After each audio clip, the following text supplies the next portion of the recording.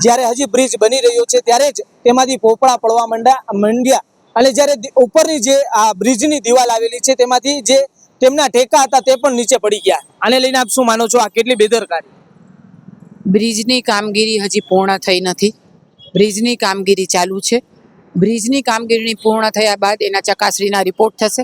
એના ચકાસણીના રિપોર્ટ થયા બાદ જ બ્રિજ ખુલ્લું કરવામાં આવશે। અત્યારે જે કાંઈ પણ પ્રશ્ન છે એ તમામ પ્રશ્ન બાબતે સિટી એન્જિનિયર સાથે અને કમિશનર સાહેબ સાથે ચર્ચા કરવામાં આવેલી છે અને આ બાબતને ધ્યાનમાં લઈને અત્યારે બ્રિજની કામગીરી ચાલુ જ છે એટલે એ સંદર્ભે એ બાબતે જ આ બાબતે પણ આગળ કામગીરી કરવામાં આવી જ રહી છે।